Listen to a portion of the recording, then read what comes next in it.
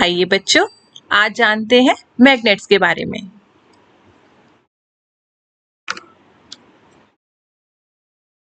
Screen पर आप निकल, कोबाल्ट, स्टील और आयरन के कुछ सब्सटेंसेस देख रहे हैं।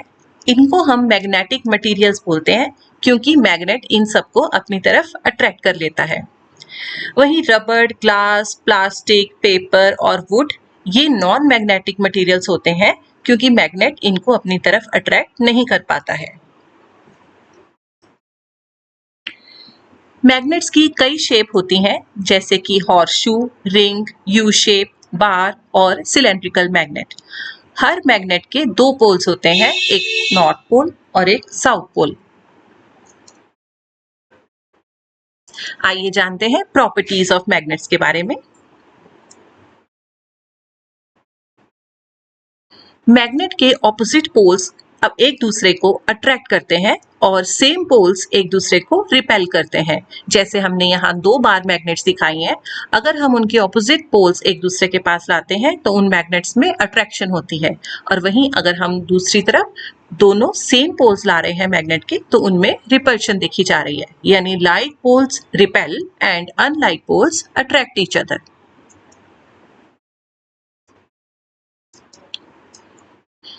स्क्रीन पर हमने 2 पिक्चर्स दिखाई हैं जिसमें कि हमने एक एक्टिविटी की है। हमने एक पेपर पर आयरन फिलिंग स्प्रेड कर दी और यू शेप मैग्नेट को उसके ऊपर घुमाया, तो कुछ देर में ही सारी आयरन फिलिंग्स पोल्स पर देखी जा रही हैं, लेकिन मिडल पर बहुत ही कम आयरन फिलिंग्स अट्रैक्ट होती हैं। इसका कारण ये है कि मैग्नेट की सबसे ज्यादा पावर उसके पोल्स में पाई जाती है। फिर हमने एक और एक्टिविटी की जिसमें हमने एक पेपर लिया, उस पर बहुत सारी आयरन फिलिंग स्प्रेड कर दी और 2 मैग्नेट ली जिनको हमने ऑपोजिट पोल्स में अलाइन कर दिया। जैसे ही हम पेपर को टैप करेंगे, हम देखेंगे कि आयरन की फिलिंग्स जो है मैग्नेट के अराउंड अरेंज हो जाएंगी एक ब्यूटीफुल पैटर्न बनाते हुए, जैसा आप स्क्रीन पर देख रहे हैं। और इसमें ऑपोजिट पोल्स के बीच में सबसे ज्यादा मैग्नेट आयरन की फिलिंग्स अट्रैक्ट होंगी।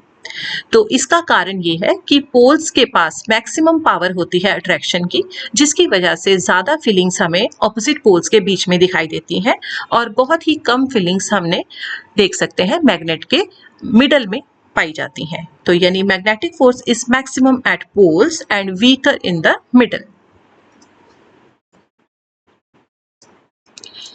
जब हम एक मैग्नेट को फ्रीली सस्पेंड कर देते हैं थ्रेड के साथ, तो वो मैग्नेट हमेशा नॉर्थ साउथ डायरेक्शन में ही अलाइन होती है।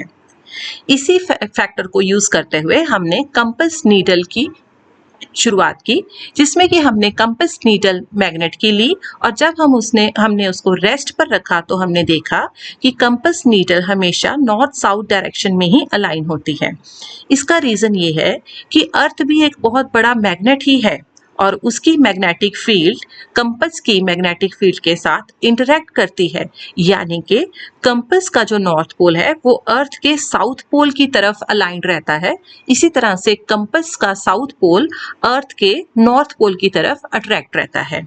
इसी वजह से एट रेस्ट, यानी हम कंपास को अगर ना हिलाएं तो कंपास की नीडल हमेशा नॉर्थ साउथ डायरेक्शन में ही अलाइन रहती है।